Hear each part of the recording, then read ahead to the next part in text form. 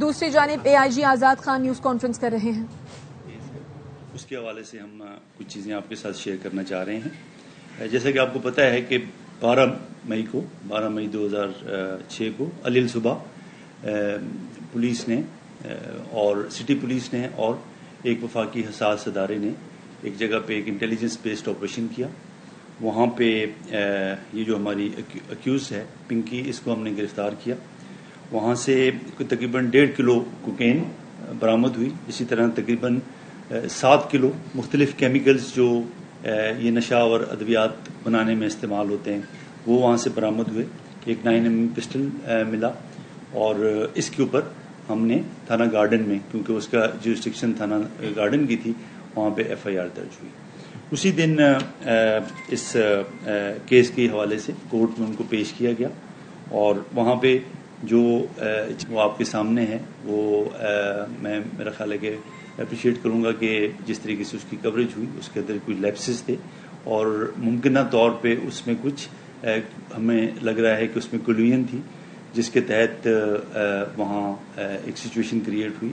اور اس کے بعد یہ ہوا کہ ریمانڈ کے لیے لے گئے. ریمانڈ بھی ہمیں نہیں ہوا اور جیل کسٹڈی ہو گئی. ہم نے 3 کیسز کے حوالے سے وہاں پہ کیا تھا. اس کے بعد یہ ہوا کہ ہم نے اس کی حوالے سے جو 3 لوگ تھے جو ہمیں اس وقت پریلیمنری انکوائری میں لگا کہ ان کی ذمہ داری ہے، ان کو ہم نے سسپینڈ کیا. اسی طرح سے ہم نے پھر نئی ایک ٹیمیں بنائی، انویسٹیگیشن ٹیم ہم نے بنائی جس میں SP انویسٹیگیشن جو تھے وہ اس کی سربراہی کر رہے تھے. اس میں مختلف اور ڈپارٹمنٹ آپریشن انویسٹیگیشن اور SIU کے آفیسرز تھے. اس کے علاوہ ہم نے پھر DIG ویسٹ عرفان بلوچ صاحب کی اس میں سربراہی میں ایک بلکہ انہی کو ہم نے نامینیٹ کیا جو کہ یہ جو SOP کی وائلیشن اور باقی جو طریقہ کار صحیح نہیں اپنایا گیا اس کے حوالے سے وہ کہ انکوائری کریں اور جو بھی ذمہ دار ہے جس لیول پہ بھی ذمہ دار ہے اس کی وہ تاکہ کی جائے، نشاندہی کی جائے اور تاکہ ہم اس کو آگے کارروائی کریں. اس کے علاوہ ایک سپروین کی ٹیم بنائی گئی، DIG ساؤتھ کے اس کی سربراہی کر رہے تھے اور باقی اس میں دونوں SSP تھے اور وہ ہوا.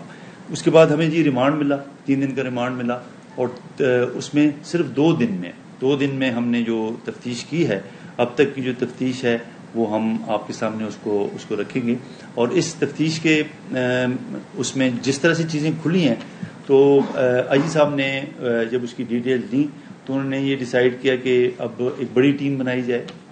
مجھے انہوں نے اس ٹیم کا ہیڈ رکھا ہے. اس کے علاوہ DIG کرائم ہیں عامر فاروقی صاحب، وہ اس کے ممبر ہیں. DIG اسپیشل برانچ ہیں، وہ اس کے ممبر ہیں.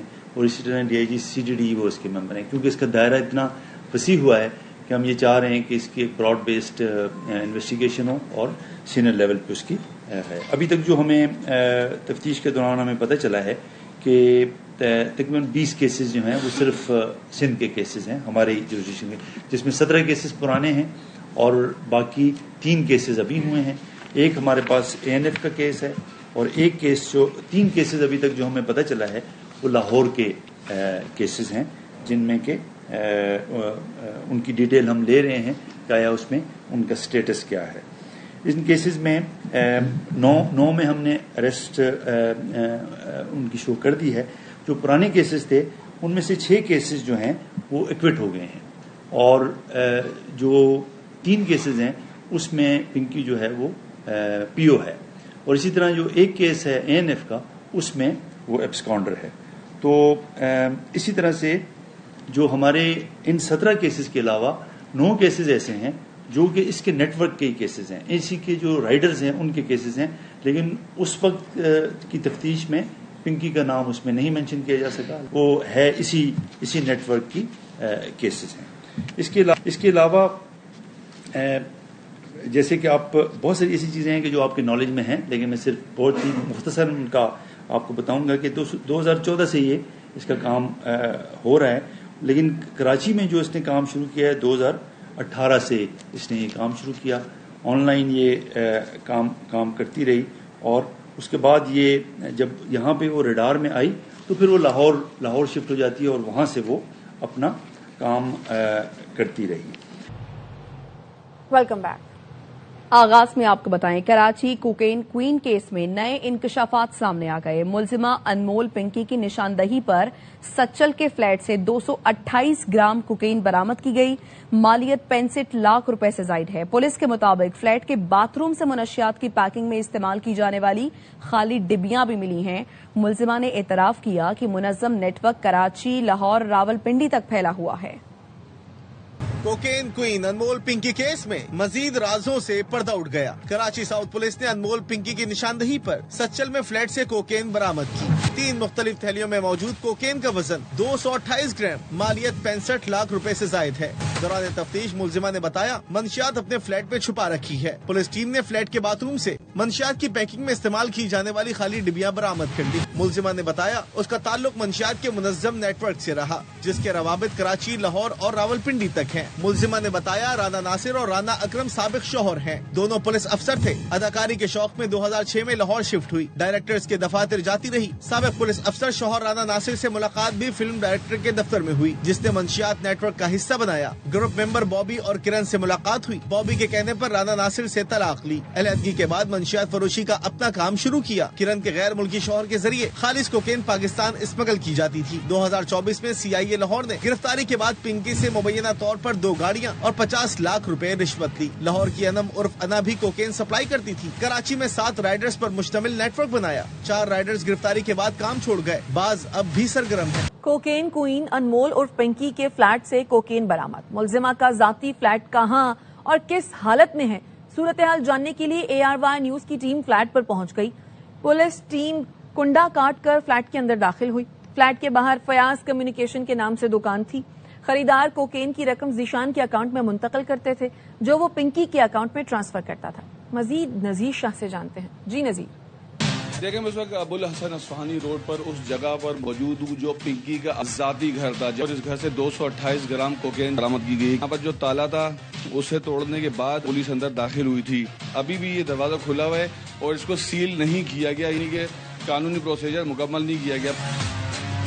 اسی نے بتایا تھا، اس کا کہنا تھا کہ 2 سال سے وہ یہاں پر ہے، تو یہاں پر انہوں نے کسی آمد و رفت نہیں دیکھی۔ اس کے ساتھ ہی ایک فیاض کمیونیکیشن کے نام سے دکان ہے، ہم وہاں بھی جائیں گے اور آپ کو دکھائیں گے کہ یہ اپنا پورا ٹرانزیکشن جو آن لائن اماؤنٹ ہے وہ کیسے اور کہاں سے منتقل کرواتی تھی۔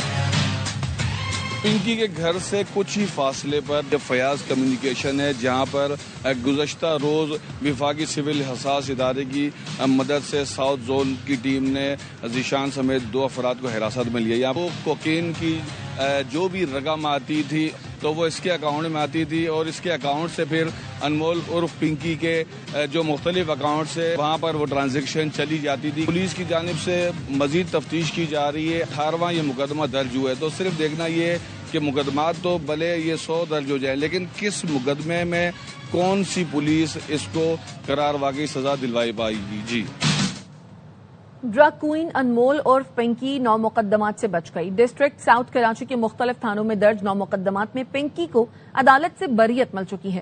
ذرائع کا کہنا ہے پنکی پر ڈسٹرکٹ ساؤتھ میں 15 مقدمات درج تھے۔ پنکی کا کیس ہائی پروفائل ہونے پر گرفتاری کے لیے ریکارڈ چیک کیا گیا تو معلوم ہوا پنکی کے رائڈرز کے خلاف درج مقدمات میں اس کا نام مقدمات میں شامل کیا گیا تھا۔ رائڈرز کو مقدمات میں عدالت نے رہا کیا اور بری کیا۔ 9 مقدمات میں رائڈرز کے ساتھ پنکی بھی بری ہو گئی۔ ذرائع کا کہنا ہے پولیس ریکارڈ ترتیب دینے میں مصروف ہے۔ پولیس اب 6 مقدمات میں پنکی کو گرفتار کرے گی۔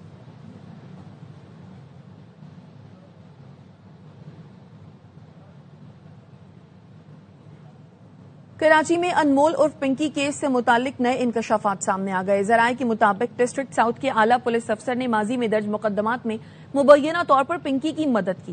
ساؤتھ پولیس کی جانب سے کمزور تفتیش اور ناقص کیسز تیار کیے گئے، جس کے باعث پنکی کو 9 مقدمات میں عدالت سے بریت ملی۔ ماضی میں پنکی کے رائڈرز بھی گرفتار ہوئے تھے اور ان کے خلاف مقدمات درج کیے گئے تھے، جن میں پنکی کا نام بھی شامل تھا۔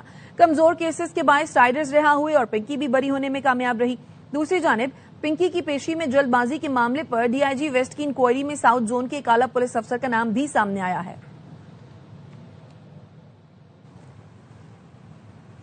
قتل اور منشیات برآمدگی کے کیس میں ملزمہ انمول پنکی کا جسمانی ریمانڈ آج مکمل نہیں ہوا۔